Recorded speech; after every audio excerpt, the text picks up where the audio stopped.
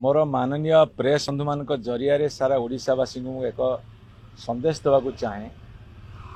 विधानसभा एक पवित्र गृह जोठी की अत्यंत दायित्व संपन्न भाव में तथ्य एवं सत्य को उपस्थापित करा कथा। किंतु सबुठारु बड़ दुर्भाग्यर कथा होची जे जेतेबेले मान्यवर मुख्यमंत्री गोटे स्टेटमेंट दौरान से स्टेटमेंट सत्य जमीती गोटे को गुली खटी बसी देला भाया दौरान। मुझे कथा कहले जे से कहले जे गत सरकार रे सब चाकरी गुड़ाक 25-30 लाख टका बिक्री होता। मोर तांको प्रथम प्रश्न हम 6 मास सरकार गला आपण पाखे प्रभुत क्षमता अच्छी से कथा को बाहर करा जाऊ।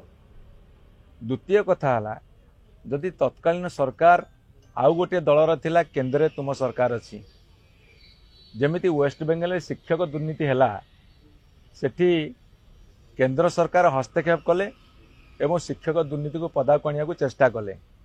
फलाफल कौन हम से भविष्य कहब। सेठी मध्य तुम्हें विरोधी दल एठी थिल केंद्र सरकार थिल तुम्हें से पंथा अवलंबन करि पारिथांत सेते बेले कल नहीं।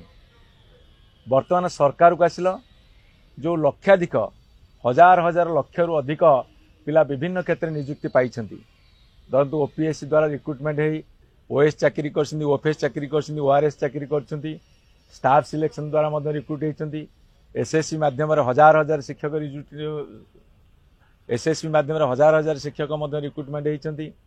आपण कंट्राक्ट आम टीचर्स माने हूँ आप प्राइमरी टीचर हूँ हाई स्कूल टीचर हूँ एवं आपणकर तल स्तर में जीआरएस पर्यंत रिक्रुटमेंट होती लक्षाधिक।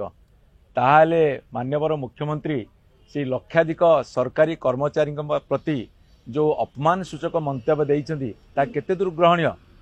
जो मानक नहीं से शासन करुछंती सेई मानकर दक्षता सेई मानकर योग्यता पर प्रश्न उठेवा गोटे भाव प्रवणता वशतः विरोधी दल रे थिला बेले जो मानसिकता नहीं कथबार्ता करुथिले सेथुर सामान्यतम परिवर्तन न हवा ये को मानसिकतार परिचायक से प्रश्न आम पढ़ा चाहूँ।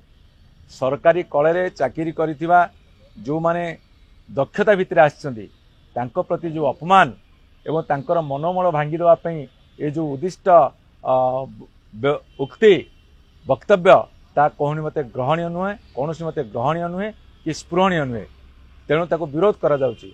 जदि तांको पाखरे किछि खबर अछि किछि तथ्य अछि से तो ओडिशार वर्तमान मालिक तेणुकर से तदंत करंतु एवं तदंत कर सामना को आणंतु एवं प्रमाण कर दियंतु जेते सब नियुक्ति दिया हितला ता सब भूल। नवीन पटनायक सरकार नियुक्ति एक स्वच्छता भितर रही आउ जो माने सब आसी आपण मान तो माननीय गणमाध्यम सदस्य माने से जाई पचारंतु जो माने सेक्रेटरी आरंभ करिके गाँव जीआरएस पर्यंत जो माने ओएस ऑफिसर टू आरंभ करिके तल स्तर VL लेवल पर्यंत पंचायत एक्जिक्यूटिव ऑफिसर पर्यंत आपण जाई पचारंतु ताले जानिबे सत्य कौन।